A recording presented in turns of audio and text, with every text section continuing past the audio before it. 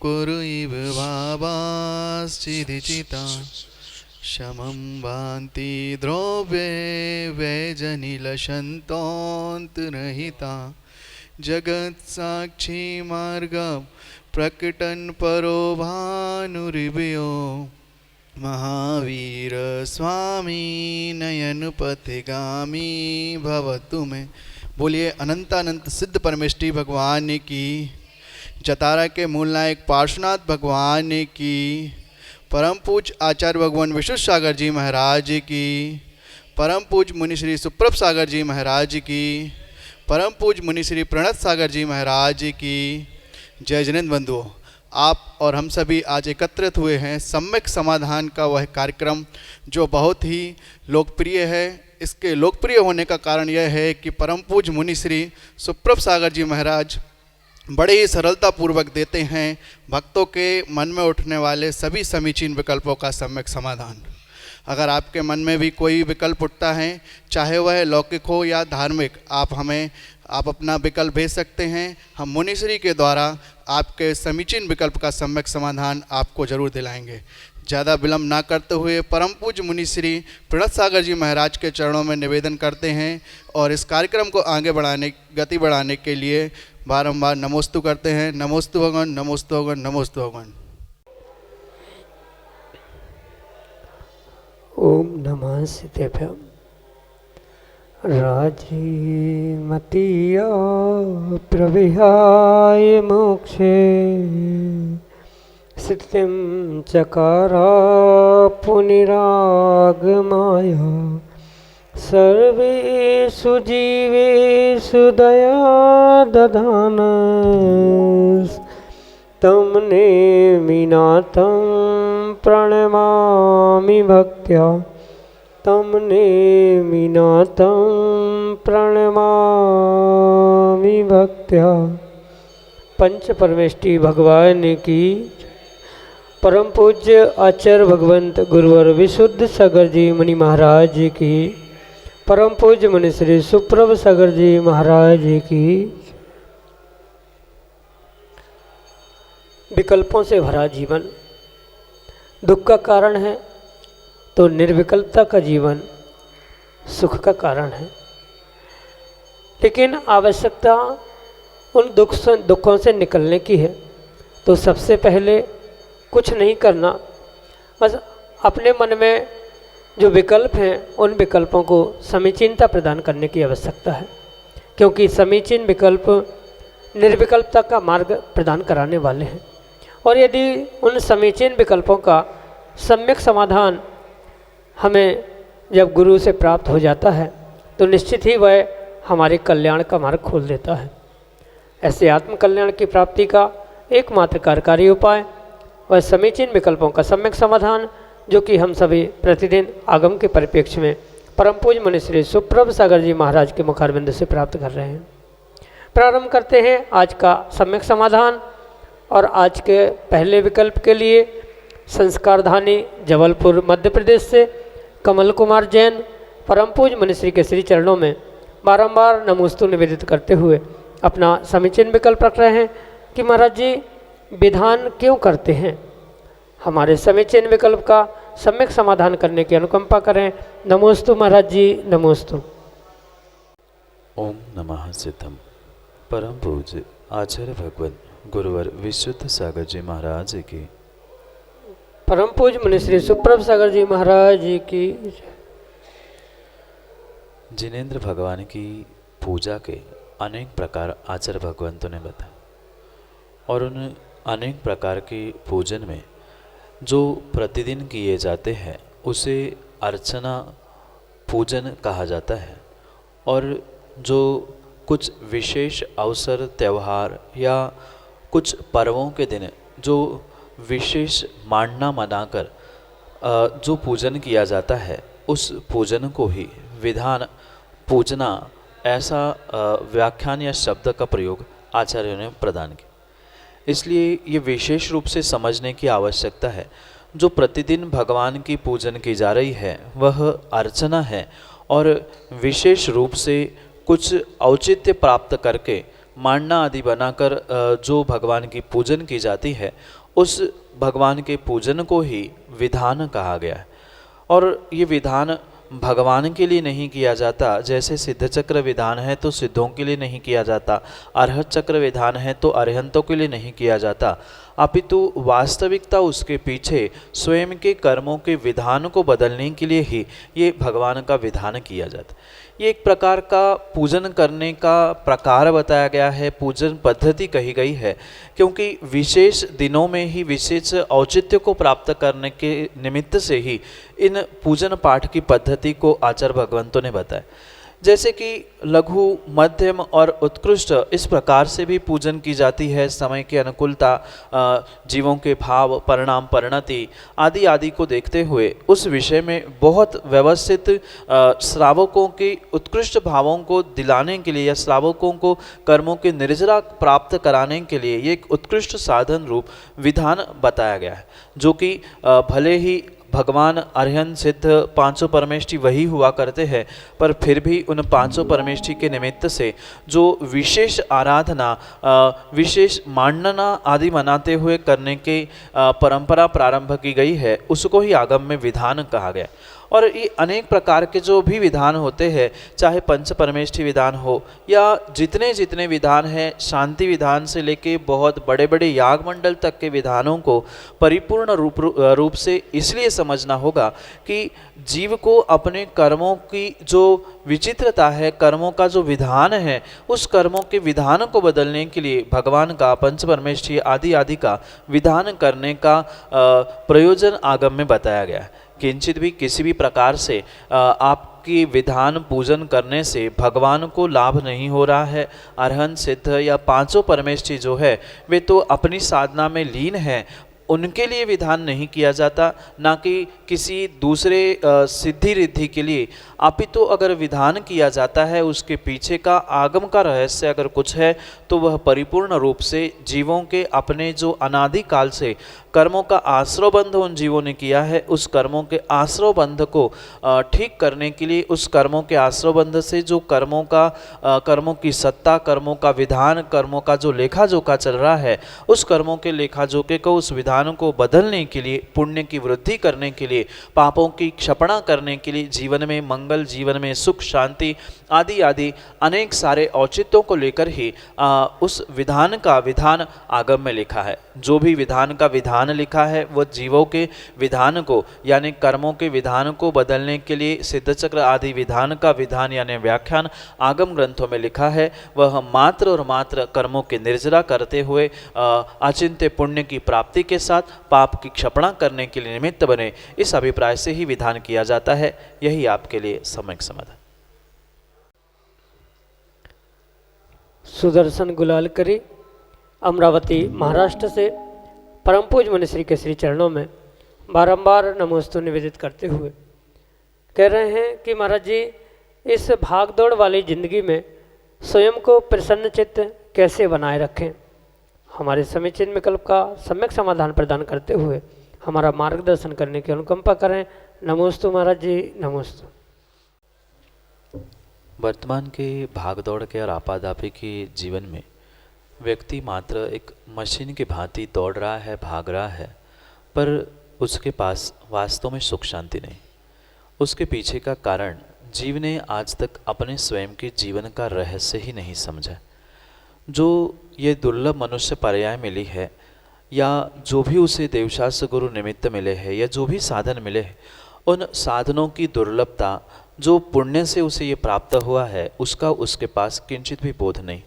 और इसी कारण से वह उस भागदौड़ में, आपाधापी में अपने आप को ऐसा समर्पित कर देता है कि उससे हटते हुए वह अपने जीवन को और अपने आप को बदलने का, सुख शांति देने का पुरुषार्थ ही नहीं कर पाता।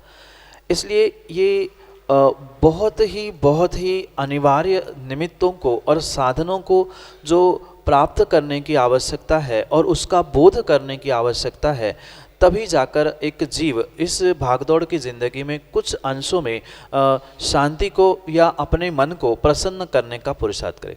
क्योंकि कहीं ना कहीं भागा दौड़ के पीछे वह आने वाले कल के लिए या बीते हुए कल के पीछे आपके वर्तमान के उस आनंद को, वर्तमान के उस क्षणों को नहीं जी पाता है, जिस कारण से अपने मन को, अपने चित्त को, अपने आप को वह प्रसन्न नहीं कर पाता। बहुत सारे जीव होते हैं उनको भविष्य की चिंता है, कुछ जीव होते हैं उनको भूत के कारण से, बीते हुए कल के कारण से चिंता है। तो अगर वास्तविकता में प्रसन्न चित्त होकर जीना है तो कितनी भी भागदौड़ क्यों ना हो, पर कुछ ना कुछ समय स्वयं के लिए देने की आवश्यकता है। कुछ ना कुछ समय उस मनुष्य पर्याय के सुखों को भोगने की, अनुभूति करने के लिए, शांति की और विराम कर लेने की, विश्रांति लेने की आवश्यकता है। विश्रांति का मतलब मात्र निद्रा लेना नहीं है। बहुत सारे जीव तो निद्रा में, सपने में भी बहुत सारे कार्य कर लेते हैं, बहुत सारी बातें सोच लेते हैं। मात्र निद्रा ले लेना ये विश्रांति नहीं है, अपितु कहीं ना कहीं मानसिक रूप से भी विचारों को और जो मानसिक रूप से जो भागा दौड़ी चल रही है उसको भी विराम देने की बहुत बहुत अनिवार्यता है। इसलिए इस भागा दौड़ी की ज़िंदगी में प्रसन्न चित्त रहने के लिए अगर 8 घंटे 10 घंटे आप प्रतिदिन काम करते हैं, भागा दौड़ी कर रहे हैं, तो कम से कम उसमें से 80 मिनट नहीं, कम से कम 8 मिनट, 8-10 मिनट नहीं, कम से कम 8-10 सेकंड भी आप अपने लिए, स्वयं के लिए निकालना सीख लोगे कि मैं ये जो भागा दौड़ी कर रहा हूँ, क्यों कर रहा हूँ, इसके पीछे मेरा उद्देश्य क्या है, इस भागा दौड़ी से मुझे क्या मिलने वाला है, मैंने दूसरों के लिए क्या क्या किया। अगर ये सोचने का हमारे पास समय नहीं है तो कभी भी किसी भी प्रकार से आप पूरे जीवन भर भागते रहना, दौड़ते रहना, काम भी करते रहना, पर उसमें आपका चित्त, मन प्रसन्न नहीं हो सकता। इसलिए प्रसन्न चित्त, प्रसन्न मन होने के लिए कहीं ना कहीं विश्रांति की आवश्यकता है। जो विषय, कषाय, भोग, धन कमाना, पाप कमाना, इसके पीछे जो जो भागदौड़ी चल रही है उससे स्वयं को कुछ विश्रांति देते हुए, उन विषय भोगों से दूर होते हुए, कभी ध्यान करना, कभी सामायिक करना, कभी भगवान के उस दिगंबर मुद्रा को, वीतरागी मुद्रा को निहारते हुए उनके जैसे बनने के भाव प्राप्त करना, आदि आदि अनेक निमित्तों से हम अपने आप को, जो दिमाग में चल रही विचारधारा है उसको कुछ समय तक विश्रांति देने का प्रयास करेंगे और जो भी कार्य कर रहे हैं उस कार्य के पीछे कारणों को समझने का प्रयास करेंगे तो नियम से कुछ विश्रांति, सुख शांति और कुछ न कुछ अंशों में अपने मन को, अपने आप को वह प्रसन्न चित्त करने के लिए निमित्त प्राप्त हो सकते। अन्यथा बिना सोचे समझे मशीन जैसे अगर भागा दौड़ी चल रही है तो वह कभी भी किसी भी प्रकार से जीवन के उत्थान के लिए या प्रसन्न चित्त होने के लिए निमित्त नहीं बन सकती। प्रसन्न चित्त देवशास्त्र गुरु नहीं करेंगे या दूसरा कोई व्यक्ति नहीं करेगा, स्वयं को ही पुरुषार्थ करना होगा। इसलिए अपने मन को प्रसन्न चित्त करने के लिए उस कार्यों के पीछे, भागा दौड़ी के पीछे किए जाने वाले कारणों को समझा जाए। उन कारणों को समझने के उपरांत भी जीवन में कुछ समय, दिन में कुछ समय विश्रांति का होना चाहिए, जिससे विषय, कषाय, भोग, पाप, इससे कुछ अंशों में आराम लेते हुए, विश्रांति लेते हुए उन बातों को समझने का, जीवन को समझने का पुरुषार्थ करना होगा। तो ही वह कार्य हमारे जीवन के लिए सुख शांति और वास्तविकता में प्रसन्न चित्त बनाने के लिए निमित्त बन सकता है। यही आपके लिए सम्यक समझ। श्रीमती सरोज जैन, जतारा, मध्य प्रदेश से, परम पूज्य मुनिश्री के श्री चरणों में बारंबार नमोस्तु निवेदित करते हुए अपना विकल्प रख रहे हैं कि महाराज जी गणाचार्य कौन होते हैं। हमारे समीचीन विकल्प का सम्यक समाधान करने की अनुकंपा करें। नमोस्तु महाराज जी, नमोस्तु। जिनागम में बहुत सारे पद और बहुत सारी संज्ञा बहुत विचारपूर्वक और बहुत रहस्यों को लेकर आचार्य भगवंतों ने प्रदान किया और उसी परिप्रेक्ष्य में बहुत सारी वर्तमान की व्यवस्थाओं को भी समझने की आवश्यकता हुआ कर। जैसे कि एक आचार्य परमेष्ठी के भी निमित्त से आगम में बहुत सारे पद या उसकी व्यवस्था के विषय में आचार्यों ने लिखा है कि बालाचार, ऐलाचार, युवाचार, आचार आदि की अपेक्षा से उनकी व्यवस्था भिन्न भिन्न बताई गई है। जो बालाचार होते हैं वे मूल आचार्य के साथ रहते हुए उनसे ज्ञान अध्ययन करते करते उस आचार्य पद का निर्वाह कैसे किया जाता है। जैसे एक ड्राइवर नए व्यक्ति को ड्राइविंग सिखाते समय बगल में बिठाकर उसे ड्राइविंग सिखाता है, बिल्कुल ऐसी जो व्यवस्था है वह बालाचार, फिर एलाचार, फिर वास्तविकता में वो आचार आदि आदि पदों का क्रम आगम में बताए। इतना ही नहीं अपितु बहुत सारे तात्कालिक ऐसी संज्ञा होती है कि दिगंबराचार, गृहस्थाचार, जो एक श्रावक होता है उसमें जो उत्कृष्ट कार्यों को करता है, दूसरों को प्रायश्चित देते हुए विधि विधान का ज्ञान कराता है, वह गृहस्थाचार कहा जाता है। प्रतिष्ठाचार का भी उच्चारण या शब्द का अर्थ आपने सुना होगा। तो अनेक आचार्य जो आचरण करता है और करवाता है, स्वयं आचरण करता है, चाहे गृहस्थों के लिए कराता है तो वह गृहस्थाचार कहलाता है क्योंकि वह स्वयं गृहस्थ है। और जो मुनि बनकर पंचाचार का पालन करते हुए दूसरों के पंचाचार का, शिष्यों के पंचाचार का पालन करता है, उनको ही आचार्य कहा जाता है। और उन आचार्यों के निमित्त से गणाचार, गच्छाचार आदि बहुत सारी संज्ञाएं आगम में प्रदान की गई।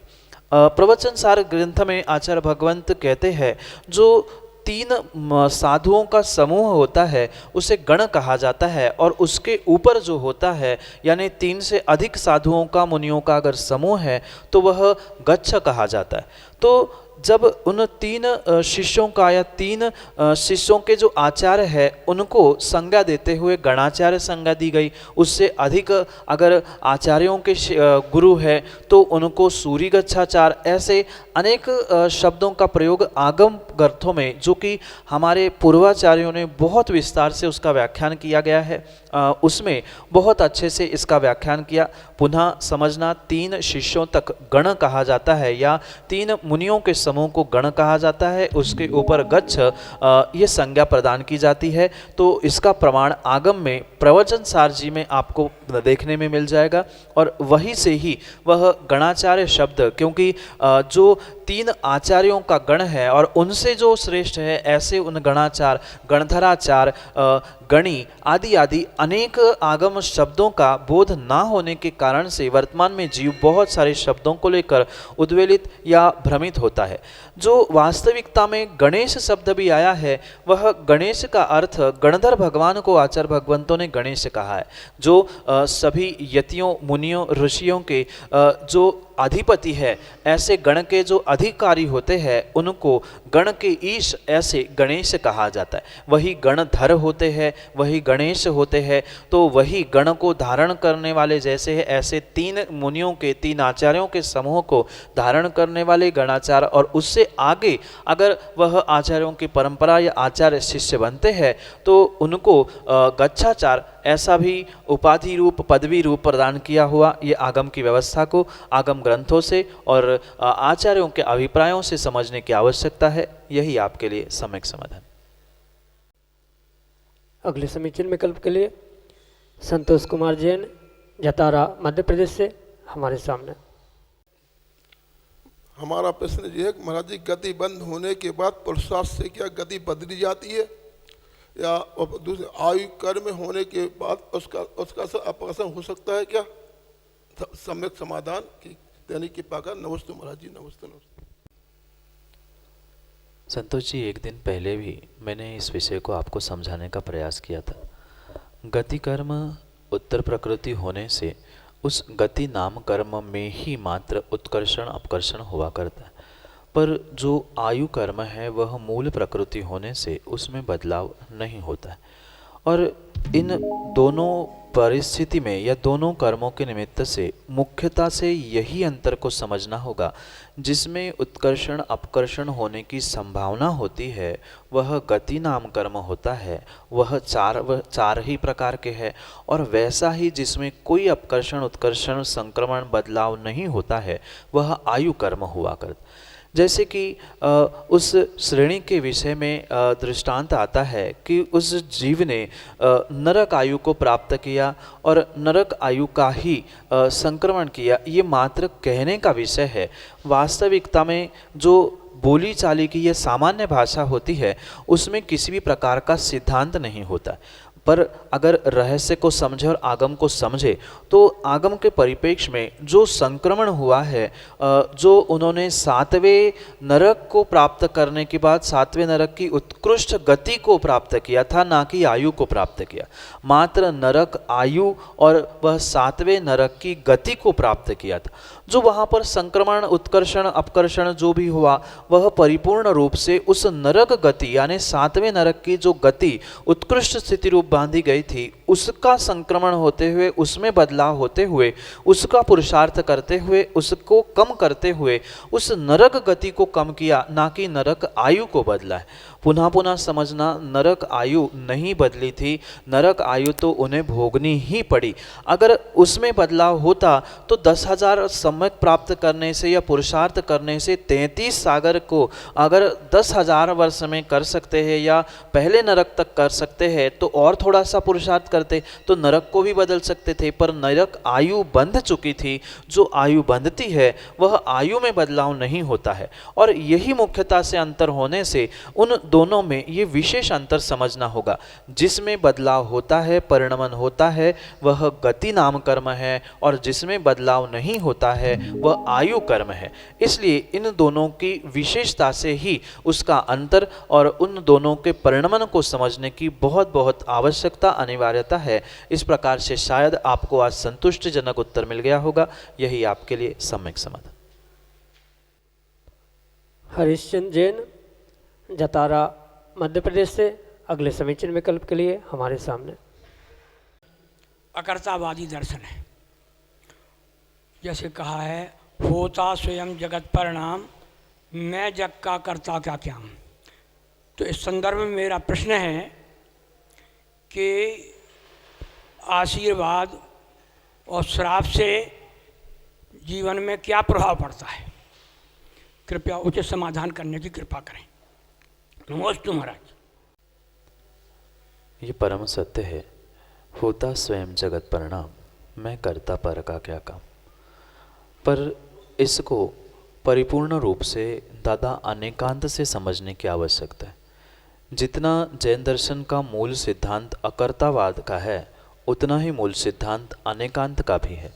अगर एकांत से किसी भी प्रकार से हम किसी भी सिद्धांत को, किसी भी बात को ग्रहण करेंगे तो कभी भी जैन दर्शन की पुष्टि नहीं हो सकती। जितना आचार्य भगवंतों ने अकर्तावाद की पुष्टि की है उतना ही कथनचित निमित्तों को भी आचार्य भगवंतों ने स्वीकार किया।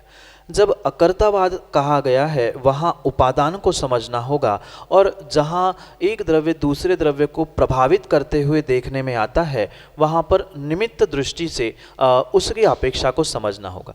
क्योंकि जब भी कार्य की सिद्धि होती है परिपूर्ण रूप से वहाँ पर उपादान, निमित्त, होनहार, काल लब्धि आदि पुरुषार्थ, भाग्य, इन सभी समवायों की आवश्यकता हुआ ही करती है। ये परम सत्य है कि आशीर्वाद और शाप से किसी का जीवन बदले ये अनिवार्य नहीं है, पर अगर जीव का वैसा उपादान है तो वैसा निमित्त उसके लिए सहायभूत हो सकता है, एक निमित्त भूत हो सकता है। ये जो भी आशीर्वाद देना है या शाप आदि देना है ये परिपूर्ण रूप से मात्र और मात्र एक निमित्त नैमित्तिक संबंध पर ही निर्भर किया करता है।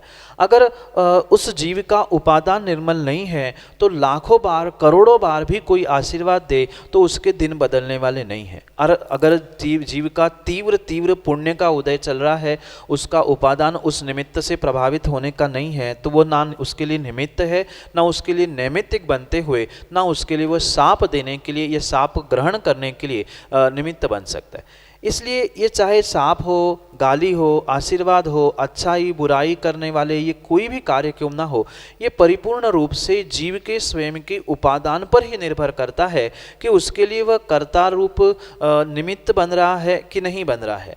और उस निमित्त के अनुसार नहीं अपितु जीव के स्वयं के उपादान के अनुसार ही वह उसके लिए निमित्त कार्यकारी है, निमित्तकारी है, सहकारी है कि असहकारी है, ये सब कुछ निर्भर किया करता है। इसलिए ये भी निषेध ना किए करे कि आशीर्वाद कुछ नहीं करता है, सांप कुछ नहीं करता है, किसी की बद्दुआएं कुछ नहीं करती है, ये सब कुछ निमित्त नैमित्तिक संबंध के अनुसार करते हैं। अगर निमित्त की अपेक्षा से समझेंगे तो ये सब कुछ प्रभावशाली होते हैं, पर अगर उपादान की अपेक्षा से समझे तो वह किंचित भी किसी के लिए कर्ता रूप नहीं हुआ करते। इसलिए कर्तावाद अकर्तावाद उसको निमित्त और परिपूर्ण रूप से उपादान, इन सभी की अपेक्षाओं से समझने की, अनेकांत से समझना की आवश्यकता है। अगर सर्वथा हम ऐसा ही कह दे कि एक द्रव्य दूसरे द्रव्य को किसी भी प्रकार से प्रभावित नहीं करता है, तो इतने योजनों दूर जब सूर्य उदित होता है तो इस धरती पर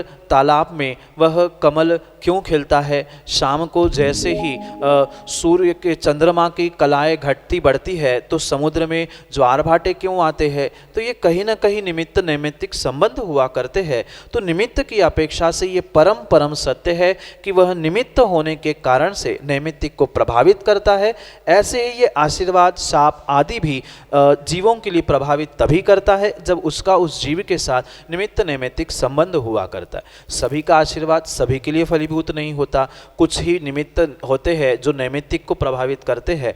तो इसलिए अनेकांत से इसका प्रभाव समझने की आवश्यकता है। उपादान की अपेक्षा से भले ही वे प्रभावित नहीं कर रहे हैं, पर निमित्त की अपेक्षा से आशीर्वाद, शाप या जितने भी निमित्त है वे प्रभावित करने के लिए निमित्त बन सकते हैं और अच्छा बुरा बनाने के लिए भी प्रभावित कर सकते हैं। इसलिए उन अनेकांत की अपेक्षा से, निमित्त उपादान आदि की अपेक्षा से हमें वास्तविकता का निर्णय करते हुए उस विषय में समझने की आवश्यकता है, क्योंकि जैन दर्शन जितना कर्तावाद को कहता है उतना ही अकर्तावाद को कहता है, जितना निश्चय को कहता है उतना व्यवहार को भी कहता है, क्योंकि जैन दर्शन का मूल सिद्धांत अनेकांत है और अनेकांत की अपेक्षा से, निमित्त नैमित्तिक संबंध की अपेक्षा से आशीर्वाद, शाप आदि उस जीव के उपादान के अनुसार ही निमित्त भूत कार्य कर सकता है और कर सकता है नहीं, अपितु करता ही है। यही आपके लिए सम्यक समाधान। अगले समीचीन विकल्प के लिए जतारा मध्य प्रदेश से हमारे सामने हैं राजू सिंघई अपने समीचीन विकल्प के साथ। नमोस्तु नमोस्तु। मेरी जिज्ञासा है मुनिवर कि हमारा भारत देश सिद्धा आस्था का प्रतीक रहा है, फिर भी इतिहास में सुना है कि हमारे भारत देश के ऊपर जिन मंदिर, धार्मिक स्थलों के ऊपर हाथाइयों ने मतलब वो किया है कि वह अतिक्रमण किया, मंदिर तोड़वाए, मूर्ति तोड़वाई, फिर भी मतलब हम बताते हैं कि हमारे इधर करोड़ों देवी देवता रहते हैं, उनने कुछ नहीं किया। फिर नमोस्तु। राजू भाई, जैसे कि मैं अभी पिछले प्रश्न का उत्तर दे रहा था, बिल्कुल उसका कुछ संदर्भ लेके ही आगे बढ़ने की आवश्यकता है। जब तक सामने वाले जीव का पुण्य का उदय नहीं है, तब तक चाहे लाखों करोड़ों अरबों खरबों देवी देवता क्यों ना हो, वह आपके लिए, समाज के लिए, उन स्थानों के लिए निमित्त नहीं बन सकते। ये परम सत्य है कि पूरे 3 लोक में या विशेष करके मध्य लोक में ऐसा कोई भी स्थान नहीं है जहाँ ये देवों का गमनागमन, परिभ्रमण नहीं होता। जो ये अनेकानेक देव है, ये धर्म आयतनों की रक्षा करने के लिए निमित्त तो है, पर तात्कालिक जीवों का पुण्य भी उसके साथ हुआ करता है। पहले जो साक्षात कई सारे क्षेत्रों में, कई सारे नहीं लगभग बहुत सारे क्षेत्रों में अतिशय देखने में आता था, वह आज अतिशय देखने में नहीं आ रहा है। तो क्या भगवान का पुण्य कम हो गया? क्या देवी देवताओं का आना कम हो गया कि उन्हें धर्म की रक्षा करना छोड़ दिया? ये धर्म की रक्षा, धर्म आयतनों की रक्षा वे बराबर कर रहे हैं, पर कुछ अंशों में हमें ये भी तो समझना होगा कि जीवों का पुण्य नहीं है तो वे देवी देवता भी आपके लिए, आपके समाज के लिए, आपके मंदिर के लिए रक्षा करने के लिए कैसे निमित्त बन सकते? जो सामान्य रूप से भी अगर घर के बाहर पहरेदार रखा है, वर्तमान में भी देखने में आता है कि पहरेदार रखा, इतना भी आपने भारत में देखा जो कि श्रद्धा आस्था का केंद्र होने पर भी जिस भारत में आत्मरक्षक के रूप में, बॉडीगार्ड के रूप में जिनको रखा गया था, उस बॉडीगार्ड ने ही जब नेता का पुण्य समाप्त हो गया, उसने ही उस नेता को निपटाने के लिए, समाप्त करने के लिए पुरुषार्थ। जब ये हो सकता है तो ऐसा वैसा ही बिल्कुल धर्म आयतन, देवशास्त्र, गुरु और मंदिर, उसकी रक्षा करने वाले ये लाखों करोड़ों देवताओं के साथ भी बिल्कुल यही कार्य होता है। अगर तीव्र पुण्य का समाज का उदय होता है, उस क्षेत्र का एकेंद्रिय से लेके पंचेंद्रिय सभी जीवों का जब तक पुण्य का उदय नहीं होता है तब तक वे कोई भी मैं तो ये कहता हूँ मात्र देवी देवता ही नहीं, कोई मुनिराज, कोई भगवान भी आपके लिए, किसी के लिए रक्षा या किसी के लिए अच्छा नहीं कर सकते। अगर जीव का उपादान, जीव का पुण्य वर्तमान में उदय में नहीं है तो कोई भी किसी के लिए कुछ नहीं कर सकता। वर्तमान की ही नहीं, भूत की भी अपेक्षा से हम समझे, कुछ कुछ स्थानों में, इतिहासों में ये लिखा गया है कि कुछ जीवों ने जब उन धर्म आयतनों पे, प्रतिमाओं पे, मंदिरों पे हमला किया, उसे तोड़ने का प्रयास किया, उसकी दुर्गति क्या क्या हुई। उन क्षेत्रों में बहुत सारे दक्षिण के ऐसे क्षेत्र है, वहाँ पर जिन ने हमला किया था उनके परिवार के साथ क्या हुआ, उन्होंने क्या भोगा, उसका बहुत अच्छे से इतिहास लिखा है। आप उसको समझे क्यों हुआ, क्योंकि वहाँ के जीवों का तत्कालिक वैसा पुण्य था। और ये भी समझना होगा जो ऐसा विपरीत कार्य करने वाले हैं उनका अगर तीव्र पुण्य का उदय है तो भी वो देवी देवता उनका कुछ नहीं बिगाड़ पाए। पर ये पक्का है जैसे ही पाप का उदय आएगा वह पूर्ण उनने किया हुआ पाप एक साथ उदय में आता है। इसलिए ये विकल्प करने की आवश्यकता नहीं, आप ही नहीं बहुत सारे जीवों को ये विकल्प होता है। इतने सारे देवी देवता है, सभी है, तो उन्होंने धर्म की रक्षा करना क्यों छोड़ दी? इतने संकट आने पर, उपसर्ग आने पर उन्होंने रक्षा क्यों नहीं की? सोचना, लाखों करोड़ों जीव होने के बाद भी धरणेन पद्मावती ही क्यों आए पारसनाथ के उपसर्ग को दूर करने के लिए? क्या बाकी के देवों में शक्ति नहीं थी? क्या सौधर्म इंद्र सो गया था, उसकी शक्ति समाप्त हो गई थी? ये कर्मों का नियोग हुआ करता है, किसके लिए कौन निमित्त बनेगा, किसके लिए कैसा उपादान है, ये अपने अपने कर्मों के अनुसार ही कार्य हुआ करता है। इसलिए उन पद्मावती धरणेंद्र का नियोग उस परिपूर्ण रूप से पारसनाथ भगवान की पिछली पर्याय से था, इसलिए वे ही दो देव आए। जबकि बहुत सारे देव होने पर भी वहाँ आसपास भी हो सकता है कोई देव गमनागमन कर रहा हो, पर वे नहीं आए, वे ही दो आए क्योंकि उनका कर्मों का नियोग था। ऐसा ही जिसका जैसा कर्मों का नियोग होता है वैसे ही उसके लिए वे देवी देवता करोड़ों अरबों सहयोगी भी बनते हैं, प्रतिकूल भी बनते हैं, उसे परेशान करने वाले भी मिलते हैं, सहयोग करने वाले भी मिलते हैं। ये कहीं ना कहीं जीव का उपादान पुण्य पर निर्भर करता है कि ये निमित्त नैमित्तिक संबंध उसे कैसे प्रभावित करते हैं। यही आपके लिए सम्यक समाधान। उम्मीद है आप सभी को मिल गया होगा आपके समीचीन विकल्पों का सम्यक समाधान। अगर आपको आपके समीचीन विकल्पों का सम्यक समाधान प्राप्त नहीं हुआ है तो आप हमारे YouTube चैनल सुप्रभ आवाज पर 5:13 पर प्रतिदिन प्रसारित होने वाले कार्यक्रम में देख सकते हैं। और अगर आपके मन में और विकल्प उठ रहे हैं तो आप हमें हमारे व्हाट्सएप नंबर पर भेज सकते हैं। हमारा व्हाट्सएप नंबर है 8707548811। इसको एक बार और रिपीट नोट कर लीजिएगा, 8707548811। और अगर आप ईमेल उपभोक्ता हैं तो हमारी ईमेल आईडी पर आप मेल कर सकते हैं। हमारी ईमेल आईडी है samyak.samadhan@gmail.com। और आप हमारे मुनिश्री के प्रवचनों से जुड़ना चाहते हैं तो इनका प्रसारण जनवाणी चैनल पर होता है एवं यूट्यूब पर सुप्रभ आवाज पर जाकर आप देख सकते हैं। जय जिनेंद्र बंधु।